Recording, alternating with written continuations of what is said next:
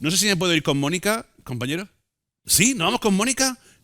¡Qué barbaridad! Me voy con Mónica. ¿Dónde está? No lo sé, que nos lo cuente ella, porque hoy tiene una tarde ajetreada. Sé que va a estar después en la Galacoteca, que nos va a hablar de deporte. En fin, vámonos con ella. Mónica, buenas tardes. En la Biblioteca Villaespesa. Buenas tardes, Alfredo. ¿Qué tal? Efectivamente, empezamos la tarde en la Biblioteca Villaespesa. Pues muy bien, con una tarde cargadita de cosas. Sí, señor. Y tú también. Pues ya has visto cómo hemos empezado, ¿no? De Almería a Suiza y ahora la Madre Biblioteca mía. Villaespesa. ¿Cómo somos, de verdad? De verdad. Pues sí. Ahora la Biblioteca Villaespesa con Carlos Hollemans. Dime. No, decía que me pongo los pelos de punta yo solo. Totalmente. Y ahora, después de esta entrevista y durante esta entrevista, más. Te decía que estamos aquí con Carlos Hollemans. Muy buenas tardes. Hola, buenas tardes. Porque va a tener la oportunidad y vamos a tener la oportunidad de escucharle a las 7 de la tarde aquí charlar con la periodista Lola González a raíz de tu libro Los espías no hablan, un libro en el que recoges la historia de tu padre que desconociste durante 16 años. Así es, así es. Sí, bueno, mi padre murió cuando yo tenía 16 años y bueno, yo sabía que mi padre era un personaje muy especial. Mi padre, cuando yo nací, él tenía 52, mi padre era belga flamenco y se había nacionalizado español y realmente no hablaba nunca de su pasado, aunque de alguna forma yo me he dado cuenta, pues por las personas con las que él se trataba, con las personas con las que se entrevistaba, que tenía muchos secretos que esperaba que algún día me contara. Lo que ocurrió es que desafortunadamente pues se murió siendo yo muy joven. Entonces tuve que investigar cuando pude hacerme con la investigación, ¿no? Cuando pude hacerlo. Vaya. Secretos como que participó en la Guerra Civil, también en la Segunda Guerra Mundial como espía. ¿En qué momento decides ponerte a investigar sobre ello? Pues me decido en el año 2012.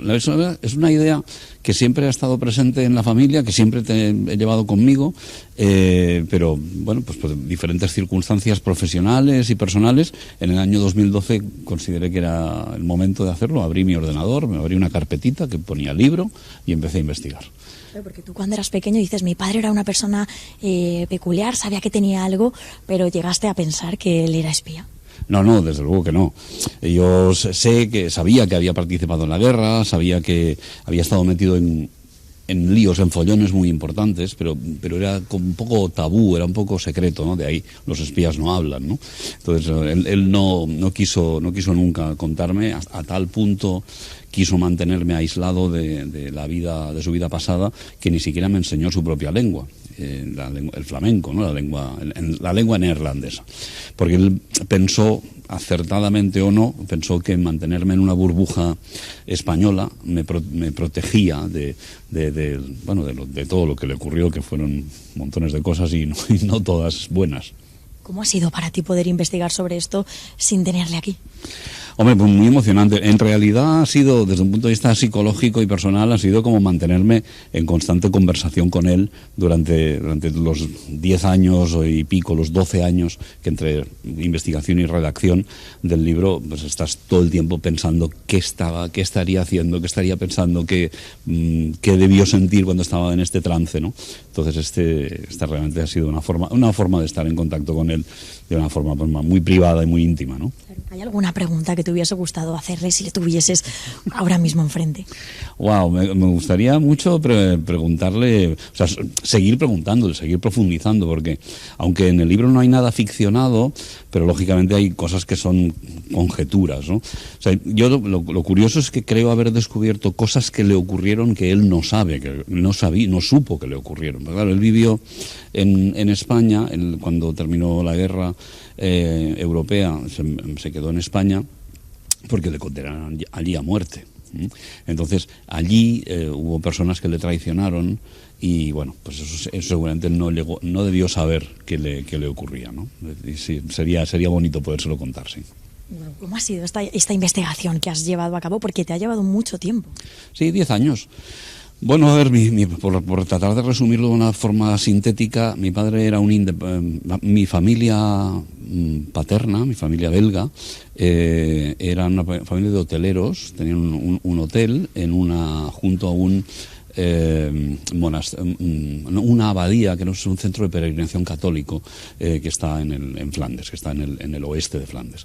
Entonces allí ellos tenían un hotel y en ese ambiente burgués, de burguesía de pueblo pequeñito, pues mi padre pues, nació allí en una familia culta y en un ambiente muy muy nacionalista. Entonces mi padre era un nacionalista flamenco, independentista flamenco en realidad, y cuando tuvo ya edad para hacerlo se afilió a un partido político que se llamaba Vlaams Nacional Verbond, Unión Nacional Flamenca, que es un partido nacionalista y de corte independentista. Este partido, como muchos de los partidos nacionalistas europeos de esa época, vieron la invasión alemana como una oportunidad para conseguir la independencia.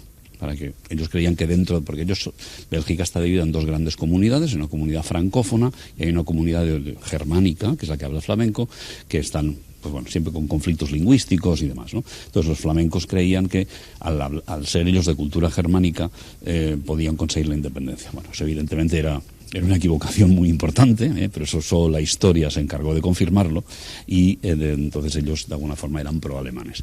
A todo esto mi padre se casó con una militante socialista, una militante del Partido Socialista belga, que luego fue voluntaria en la Guerra Civil Española en Onteniente, en el Hospital Militar Internacional de Onteniente. Ese fue el primer viaje de mi padre a España y su primer contacto con el mundo del espionaje, porque ella era espía del Partido Socialista y espiaba a las comunistas que estaban en ese hospital.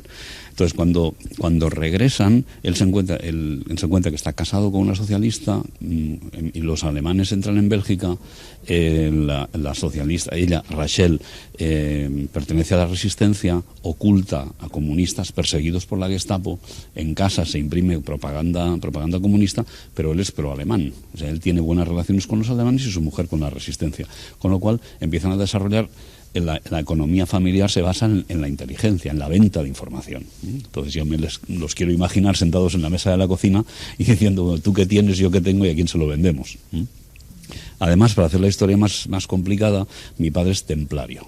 Mi padre es miembro de la Orden del Temple, es comendador de la Orden del Temple, y en 1941, estamos en medio de la Guerra Mundial, en medio de la invasión alemana de Bélgica, Heydrich, la mano derecha de Himmler, Heydrich, el carnicero de Praga, promulga un edicto por el cual los templarios son considerados enemigos del Estado, igual que los masones, igual que todo tipo de logias y todo tipo de organizaciones secretas o discretas de este tipo, ¿no?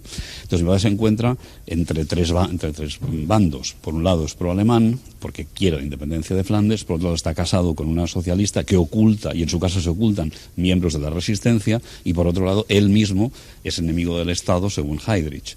Con lo cual decide irse de Bélgica y la idea que tiene es, la idea que se le ocurre y la idea que lleva a cabo, él se presenta voluntario para convertirse en agente del servicio secreto alemán y le envían a Madrid con una misión para el Luftwaffe, para la Fuerza Aérea Alemana. Llega a España, llega a Madrid y en ese viaje, saca de Bélgica los archivos de la Orden del Temple cosidos en las entretelas del abrigo.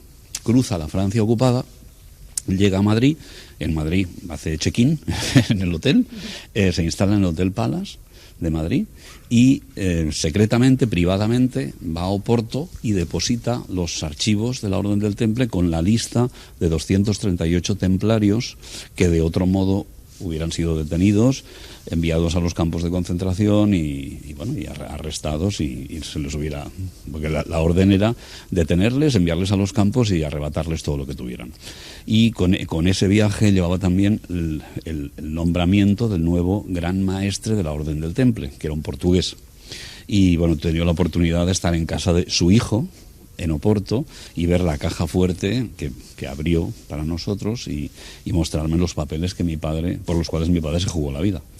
Cuando terminó la guerra, como había sido agente alemán, le condenaron a muerte en Bélgica y por esa razón no pudo nunca regresar y por esa razón yo estoy aquí.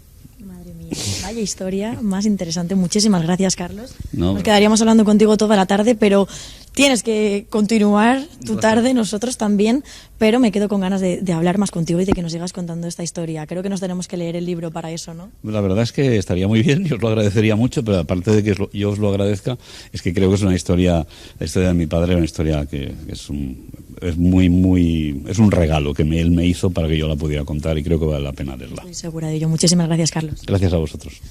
Alfredo, interesantísima vida la que hay detrás de su padre, maravilloso que haya podido rescatarla. Se lo decía, me quedo con ganas de escuchar más, no nos da tiempo, nosotros tenemos que continuar la tarde, Sí. pero a vosotros, si nos estáis viendo desde casa, sí que os da tiempo acercaros hasta aquí a la Biblioteca Villaspesa para poder escuchar esa conversación que va a tener Carlos con Lola González. Y sobre todo estamos a tiempo de leer ese libro y de enterarnos de todas esas cosas de acá, allá, ¿no? Bueno, vuelvo contigo en un instante. Efectivamente. ¿Vale? Hasta ahora. Por cierto, que ayer en Dress Code hablabas de cómo vestirnos para un evento a los chicos. ¿Por qué no me buscas algo? ¿Vale? Sí. Tengo una comunión cerca. ¿Por qué no te busco algo? Sí. Venga. Vale. Estate atento, estate atento. Ok. Que ahora te doy la solución. Hasta ahora, Mónica. Hasta ahora. Hasta ahora.